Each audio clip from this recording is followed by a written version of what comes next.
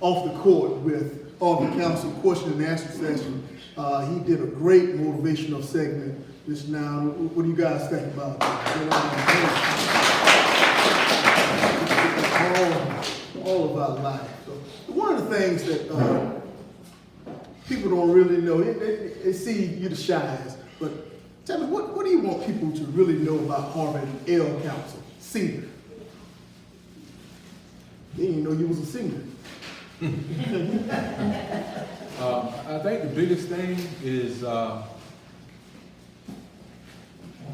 what I say, that's real, and I live by what I say. Okay, I just don't just throw something out there so you can get it and you can get it and whatever. But if I'm saying something, I'm doing it. All right, I'm not gonna say something if I'm not doing it. All right, I think that's false advertising, if you will. Okay, so whatever you see me say and what you see me do or whatever, that's who I am, and that's how I kind of want people to remember me as somebody who says it and who's doing it. Okay. What did it take to get there? That's easily said, but hard to do. We heard about your academic Prevail. Tell us what did it take to get to the point where your mindset was set on Prevail? Well, I think anytime you're going to be successful, you gotta come up with something, some type of strategy that's going to help you get to that next level. And I saw somebody talk about this, and when they talked about it, it did so much for me, or it resonated so much with me that I decided, you know what, I've got to try to do something like this, because I knew I wanted to go to another level in life, and I knew that I had to do something to get to that next level, and that prevailing thing was the biggest thing that I've done to help me get to that next level, man. And another thing about the Prevail thing is, when I first started out with it was just Preval. The I was left out. And I was talking to somebody at work one day, and I was sharing it with them, and I was telling them I was just going to use it as Prevail, but even though it didn't spell Prevail, but you can kind of say it does. But he said, well, why don't you just add the I to it and make it initiative? So that's how it became the word Prevail, because somebody at work told me just add the I to it, and I added the I to it, man. So that's how that came about. And how long have you been using Prevail as a mindset? Ooh. Probably about 4 or 5 years now. 4 or 5 years. About 4 or 5 years. And you used a quote in your flyer saying that you want to do something different to make a difference. Tell me, what is it you doing different to make a difference? Well, when I put that quote in there, and it says that I want to make a difference, doing something that makes a difference, with people making a difference at a time that makes a difference. Mm-hmm. Okay, so kind of in a nutshell, that's what I'm all about making a difference. Because as I sit here now, as I look at Trevon, as I look at these two young men, and as I look at you, all right, you're the reason why, you guys are the reason why I do what I do, all right, as far as trying to make a difference, all right. If y'all guys don't know, all right, Dewan is my nephew, okay, and I'm gonna tell this little story real quick. His father was my brother, and he died at an early age. And I kind of stepped in and kind of more like his father-uncle type of thing, man. And we spent a lot of time together. But Dewan was kind of off the chain growing up, and we had to reel him back in. You know what I'm saying? And now when I look at him now, because he had his issues back then, but when I look at him now, he's a prosperous young man. He just got married to a beautiful young lady. He's doing outstanding work in the community with his job, working with a lot of kids now. So he's kind of paying it back forward. But for me, I think I had a hand in making a difference in his life. I didn't have the 100% hand, because he had his mom and he had some other people as well. But I think I had a hand in helping him to change and make a difference in his life, man. And I think I made a difference in Travon's life as well. Travon played for me back in middle school and junior varsity, man. So those were like long years ago, man. But he's still here. He's still right here. Matter of fact, he helps me out with the Vision Academy program. He's running the basketball AAU program for us, man. So he's doing, an outstanding job. And I'm proud of these two guys because I think I had a hand in them doing what they're doing. Like I said, I'm not taking full credit now, but I had a little drop in there, man. Because he didn't have to be here today. He didn't have to be here today. But they're here for a reason. They're here for a reason. So. Now that you didn't put my past business out there. Tell me, now, I remember when we were going from Camden to Lugol in the Thunderbird, and you would have a newspaper in there, and you would tell me, read. And reading's been a part of you for a long time. You tell me to read. This guy is crazy. He read the newspaper. So you try to read something else besides the sports section. You maybe get into something different. Tell me, how has reading, go a little deeper and tell us how reading has helped you from the difference between you reading before and now.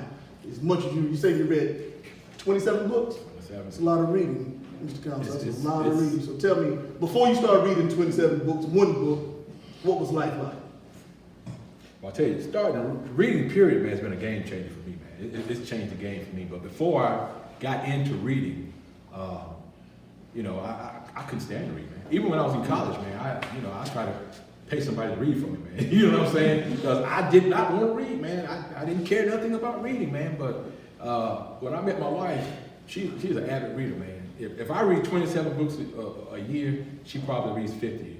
I mean, I'm not jiving. I end up buying her a tablet or Kindle so she can download the books because we had so many books in our house. We didn't have room to put them, man. And they were all her books, man. So she was an avid reader. And I remember one day reading, and I came across a word that I didn't know what the word was. And I wasn't a big reader at that time, but I asked her what the word meant, and she popped it off just like that, man. And man, how do you know that? She said, well, I was reading and I saw it one day, and she's big on words, man, and stuff like that. So I said, man, I need to start reading so I can learn these words, so I can grow myself and be better, But it all started watching her read and watching her grow as a reader. And so I decided that, you know what, I need to invest in this, man, because, it will make a difference. That's just like, I talked about earlier about the average American only reads one book a year. The average millionaire reads one a month. That makes all the difference in the world, man. So that changed the game for me once I started reading, man. I couldn't stop, man, because I was here and then I saw myself get here. And every time I see myself grow, I just want to do it even more. It's just make me want to read even more. Yeah. That brings the word drive to my mind. What drives you to read 27 books in a year? That's a lot. It's a lot of reading and trying to understand it and applying. What drives you to want to continue? Not only reading, writing, and speaking to folks, but you can't overcome a lot of challenges. Just in Kershaw County alone with your Vision Academy, your Vision Sports with the camp. There were a lot of challenges there, but you kept going. What's your drive? You guys, that's what drives me. When I can see making a difference in somebody's life, because I'm a passionate person. When I'm doing something, I'm real passionate about what I'm doing. I care about what I'm doing.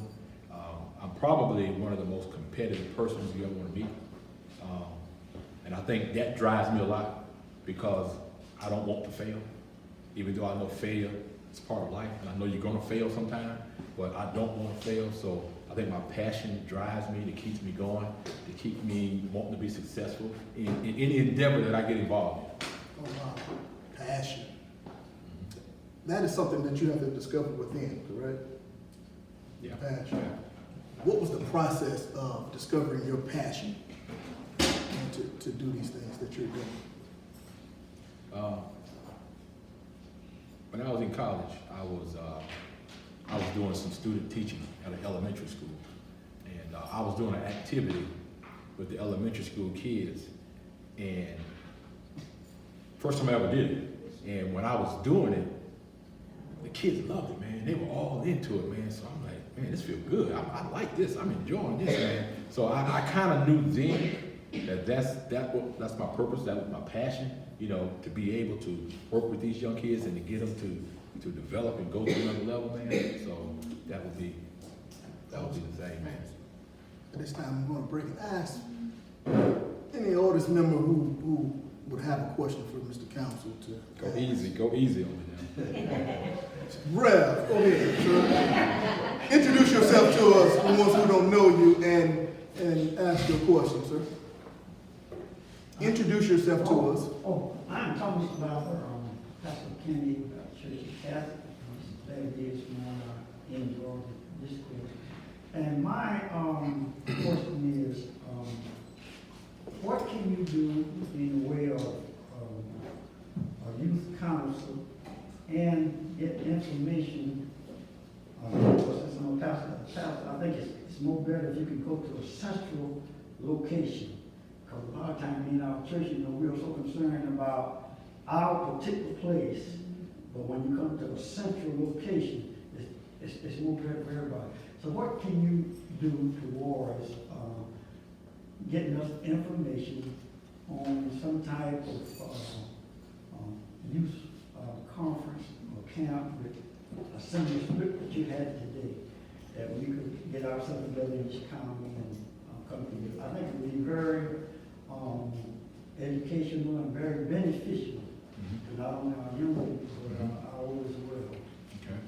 I think that'd be a great idea. I think that's probably something that we need to get together and talk about,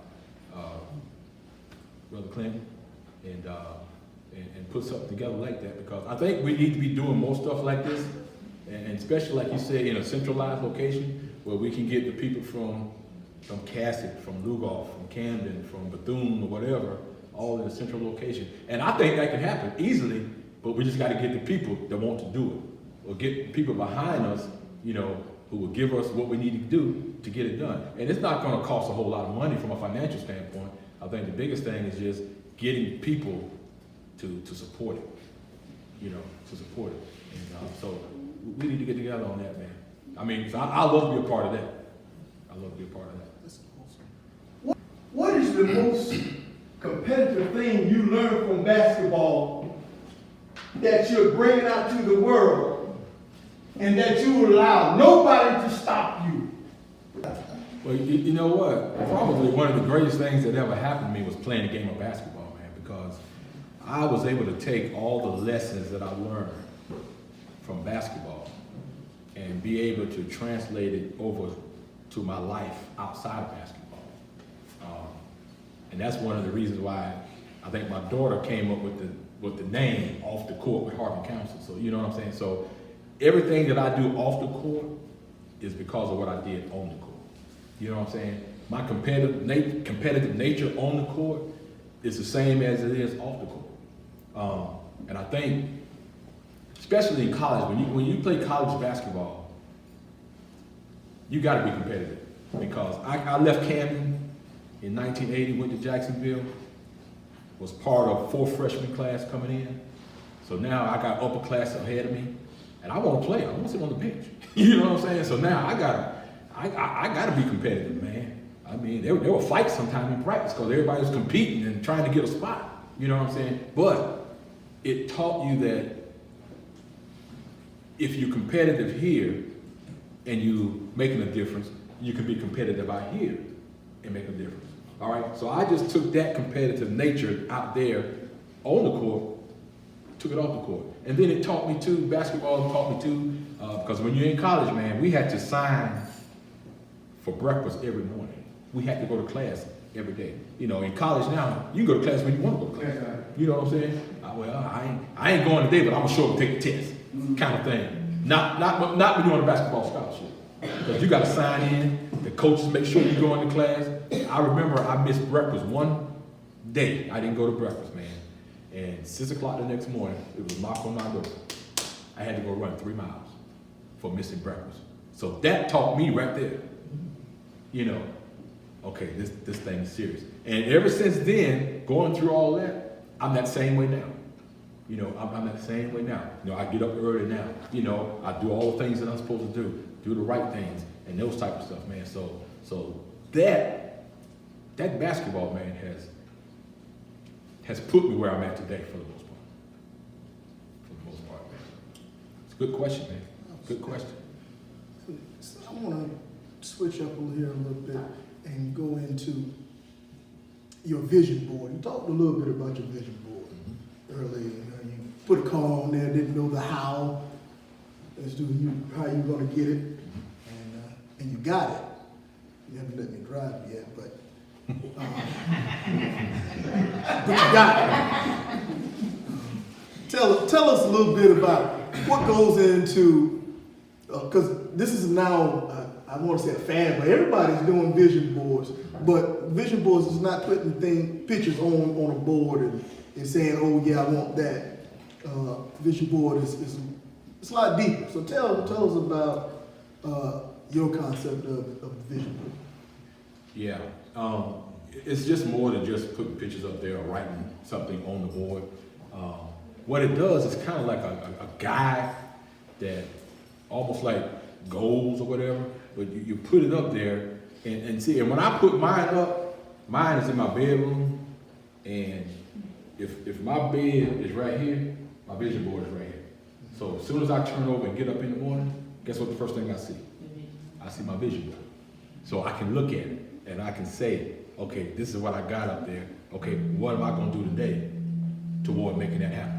Okay, it ain't just throwing it up there. And then when you do that, what happens is day by day, inch by inch, you start to see this stuff start to come into play. And you know what? And like I say, how I was gonna get that stuff up there, I had no idea how I was gonna get it. But I knew I was gonna get it because that was my vision. That's what I was believing for, you know? And I'm gonna tell you, it blew my mind, some of the things that when I put up there, that take for instance, I was, last year, my supervisor did her evaluation, and I wrote on my vision board. And my wife is my judge. I wrote on my vision board prior to that I wanted to get a certain amount of money increase on my salary, and I wrote that down and I put it on the vision board. And when I met with my supervisor, I got an increase, and the increase was a what? Same amount. Don't tell them what the amount was. Same. But it was the hey, especially Linda. Don't tell Linda.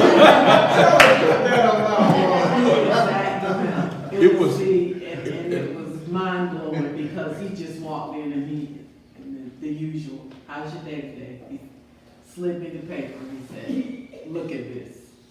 This is what happened today. And we looked at it and I went to the vision board and I was like, man, I'm afraid of the vision board, y'all. I have to look at the vision board to see what's on it and get myself prepared for what's coming. Because I mean, it was the exact amount that he had said he wanted for the increase. Yeah. And when I wrote it up there, left it alone, didn't even think about it anymore. But it ended up happening. Because you put it there. Put it down, man. Write it down. Put it up somewhere. All right? That makes a difference because we got a lot of stuff up here that we just keep up here. You know, write it down, man. Write it down. You know, I talk about goals and stuff, man. A goal isn't a goal if it isn't written down. Okay? It's just a dream. It ain't a goal. Goals have to be written down.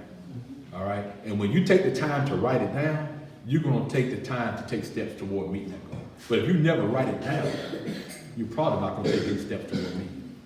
In fact, on my new vision board this year, I have all my goals lined up on the vision board. So the one is a lot bigger than this one now. The one I got for 2019 is a lot bigger than that one this year. Jeez. That was crowded. Man, so tell me, when do you start working on your new vision board? Do you do one every year, or do you do it till you achieve everything on your current?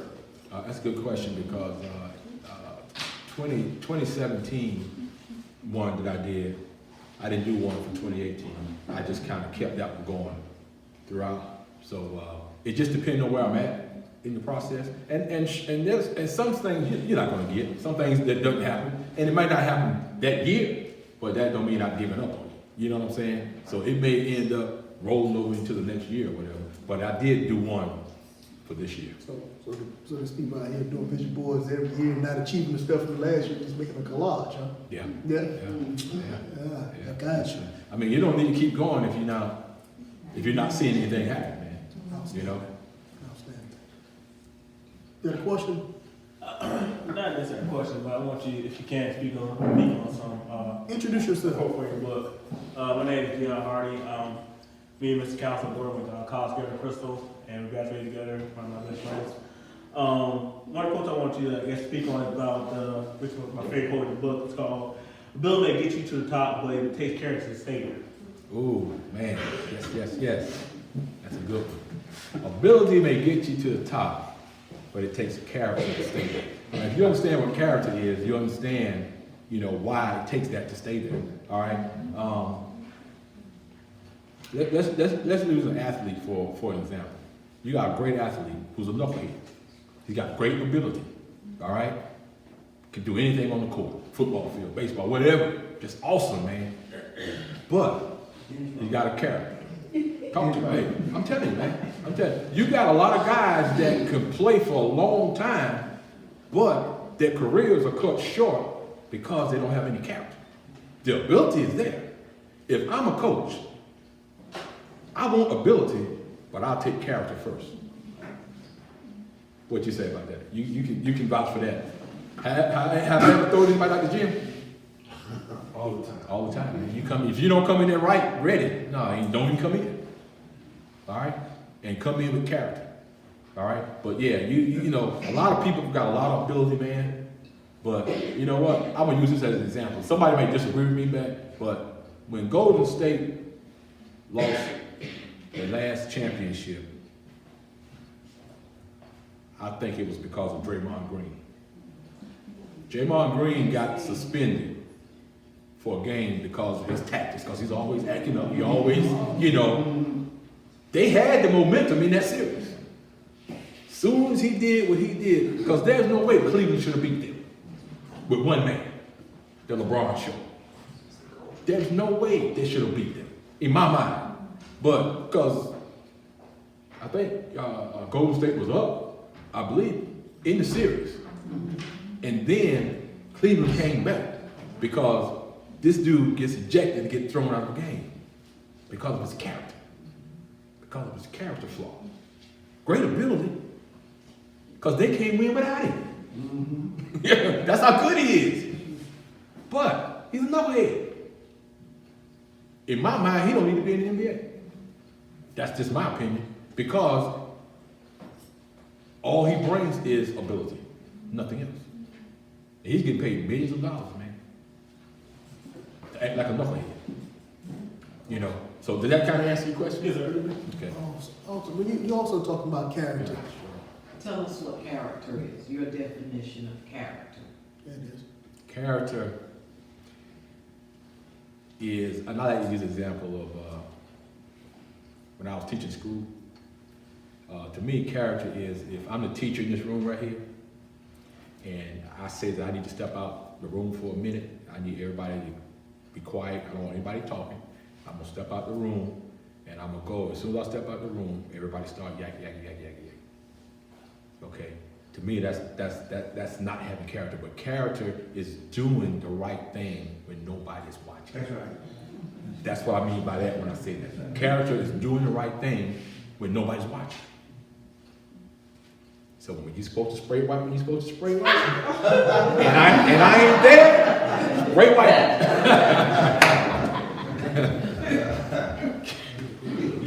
Mr. Clinton, go ahead. John, thank you. Let me ask you something Council, your vast experience dealing with young folks as well as older folks. What can I do? What can this young man do with the young people, school-age people that we have coming up today? I'm not talking about the ones that you spoke about today, the ones that have manners and respect and one have character. But how can we not give up on those knuckleheads that curse us out, call us all kind of things, wear their pants down here? What can we do in the field and the profession that we in to try to help these young folks versus we getting tired of them just turn out here? What can we do to try to get our generation to where they need to be? Okay, that's another good question. From my experience with dealing, when I was working with the Teen Companion Program at Rudolph Elgin High School, I dealt with a lot of at-risk children. And the biggest thing that I found that will work to help them is you got to get their parents on board, okay? Because I can do what I can do for him every day and try to get him on the right track. And he gonna listen to me when he with me. But if that parent is not doing what they need to do at home, when they go back to the house, you just defeating the purpose. So my thing is, I would try to get with the parent to get them to understand. Because and parents come to me all the time wanting help with their child. I just had one not too long ago come to me and wanting help with the child. But they didn't want to help. You're not gonna throw that off on me. You know what I'm saying? I mean, I don't mind helping you and I want to help you. But don't just think I'm gonna be the lone savior here. You know what? I'm not with that child every day. You know what I'm saying? You with them. You sleep, they in the same house. All right. So we gotta have a plan, me and that parent. And we gotta see eye to eye and say, okay, if Billy Bob does this, then we need to do this. You know, that type of thing, man. But getting with the parent, number one, and then number two, I think you gotta be in an environment where it has to be a consistent thing where you're working with those kids, man. You know, it can't be, Johnny sees you today and doesn't see you for 2 more weeks, okay? When you're consistently in that life, on a consistent basis, and it's gonna be hard sometimes, but the consistency will help you turn the corner, all right? And I think most of these young men that are acting out want attention. They want that attention, man. And they want the right attention. They want attention, period. However, that's why they join games, man. But they want some attention. You know what I'm saying? But if we can get the parent on board, and if we can get some type of consistency around meeting with that individual, I think that'll be a starting point. Thank you. Okay. Yeah, now we're talking about Miss Missouri. You had a question for Mr. Council. How do you motivate somebody when they strike a spot? Life circumstances put them in a spot and they just stuck. They don't know how to move. They can't go forward. They can't go backward. They just stay. And it just seems like they have no motivation, no nothing. I'm just here. Ooh, that's a doozy there. I think the first thing you have to look at is what got you to that spot. What got them to that spot. All right?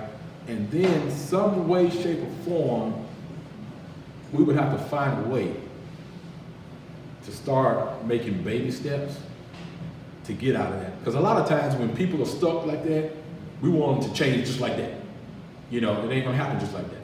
All right? It's gonna take little successes after little successes in order to get there. But like I said, everything is about being consistent though. Everything is about, okay, this is how it's gonna be, this is how it gotta be done, and we need to do it, and we need to do it that way all the time. But I would go back to the root to find out what made them get stuck there. All right?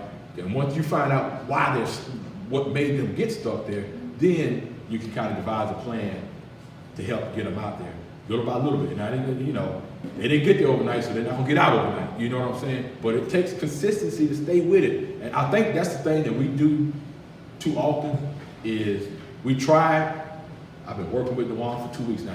This joker ain't changed yet, and we kind of give up. You can't give up. You gotta stay with it. You gotta stay on them. You gotta stay with it, man. Okay. So just taking those little baby steps and finding out what the root cause of it. Because if you don't get down to the root, that's gonna keep going, man. It's gonna keep going. I hope that answers your question a little bit. Can I add? Add to it. I'd like to add something to that. When you're talking about being stuck, I don't know per se if you're speaking, you're trying to help someone else that's stuck. I think my first course of action will be a journal. I don't know how many people journal, but journaling, writing your feelings down, and when I speak about journaling, I'm not talking about writing in your journal. If someone picked your journal up, this is what you like them to see. I'm talking about the grid. You give the person the journal because being stuck signifies that they have a fear. Being stuck means there's something that happened that they internalize and it has taken on a life of its own. There's a tremendous amount of fear, and fear is nothing more than a story that we told ourselves about something that may or may not happen, and it begins to guide our life. So the first course of action is something like that. You get stuck over, it's a process to get stuck. You don't plant a seed today and reap the harvest the same day. It takes a minute to reap your harvest. So the same way you got there is the same way you gotta get out. And I believe the first thing I would do is hand that person a journal and say, this is your journal. This is where you put your ugly. This is where you put all of the things that when you look in the mirror and you can't look at yourself clear and see yourself clearly without being disgusted, because you know what? You can't change anything that you don't first acknowledge it's there. You can't fix a problem that you won't acknowledge. And so I will give that person a journal and say, start journaling, start writing, because you gotta get it out. You gotta get it out. And that, to me, is the beginning process of becoming unstuck. Because when you start to see clearly, then you're gonna start asking yourself other questions. Why am I here? What's my purpose? Do I get up day in and day out and this is what I'm supposed to be doing every day? Is there more to life than just this? So offer that person a journal. At the beginning of the year, I bought journals because I work in the middle school and I see a lot of young ladies, and I hand out journals. It may work, it may not work, but why not give it a try? We have one question over here. I just want to. Right here, classmate, right here. Yep, I got you though. Yes, sir. All right, I'm Trevon, you know, introduced me a lot, but, thank you for that. My question is, or can you explain PhD? Just to give a little insight on it, when we was in middle school, the thing the coach used to make us do was, in order, say that the girls had practice before we did, so we used to we stuck around the school to wait, so we wouldn't get in the gym probably until about 5. So between the time school ended and the time we had practice, to keep our minds in the right place, he used to make us go in the classroom. So everybody around the school used to be like, oh man, what kind of basketball team y'all on? Like, it's crazy how y'all got basketball homework and all this kind of stuff, but in order to get in the gym, he had these quotes, and we had to memorize these quotes, and we had to recite them in order to get into practice. If you don't know them, then that's part of that. Hey, well, go ahead and call your mom because you ain't coming to hit it. One of the quotes is, well, one of the ones that we worked on, that I worked on with my young guys, was always the 5 P's to success. Proper preparation prevents poor performance. Going into this summer, I'm looking to get into another one that he taught us, which is PhD. Can you explain that a little bit? PhD. Most people think acronym for a doctor or physician or whatever. But we used it when I was coaching PhD as a thing where the P stands for poor, the H stands for hungry, and the D stands for driven. So our thing was that you had to be poor, hungry, and driven. If you want to be on this team, you had to have a PhD. You had to be poor, you had to be hungry, and you had to be driven. And when I say poor, poor doesn't mean poor like you ain't got nothing. Poor means like you want that knowledge. You want to gain that knowledge. You don't have that what you need right now. So you poor in that area. So I need you to gain this knowledge so you can help us out. All right. And the hungry part, you know, it's like I need you to be to that point where you're gonna go get it no matter what. Because you know what? A lot of times when we get hungry and our stomachs start growling, what do? We go open that refrigerator. You know, so that's what I need you to do on that court, man. All right, I need you to go get it. I need you to be hungry about it, and then you need to be driven. All right, you need to be driven. I shouldn't have to say to you, go do this and go do that. You need to be driven to go do it because you know it needs to be done. Okay, and so that's the type of mindset that we try to have. And I know he got some stories he can tell, man. Because you know what, I wasn't an ordinary type of coach, man. But my players, I think they have a lot of respect for me. All right, my wife is laughing over there, man. But I can say I don't think it may be, but I don't think out of all the guys that I've coached, I don't think anybody to this day hates me. I think they got a lot of respect for me. And I was hard. Was I hard? Oh yeah. But it was tough love though, man. It was love, man. You know, that's what I do. That's what I'm good at, man. I don't even know why I'm doing the job I'm doing now in Vista, because that's not what I do. That coaching is what I do, man. That's who I am. And I guess that's what I do at work too, because I coach people, man. I try to keep them fired up most of the time, man. You know. Is that answer, man? Yeah. Okay. We got one more question for Mr. Council. And we're going to end in the segment. We're going to let Classman come back because he has great information. Coach Council, Mr. Council, affectionately known by me as tell us, what do you want your legacy to be? How do you want to be remembered? Well, I kind of go back to that same quote again, man, that was on that's on the flyer about wanting to be remembered as somebody who made a difference in somebody's life, and to be remembered that I tried to help people along the way. I tried to live by my own words. And the biggest thing is just, you know, I tried to be of service to other people. You know, because I think that's why we're here, man. I think we're here to serve. Everybody wants to be a taker all the time. You know, we got to stop being takers all the time, and we got to start being givers. We got to be willing to serve, man. I mean, because if you look at Jesus, what he did, all he did was serve, man. You know, serve. You know, so I think that's why we're here. I think a lot of people get it twisted sometimes, all right? But we're here to serve. You know what I'm saying? And anytime you can serve somebody else, man, that's the whole ball game right there, man. Just being a servant, man. All right? But I like to use servant leadership as one of my examples. What I try to do at work, I try to go by that servant leadership type of thing, man, where, you know, you got to serve others, man. You know, you got to serve others. So if I had to say anything, that's what I like to be remembered by, serving others and making a difference, man. Being remembered by what you did for people.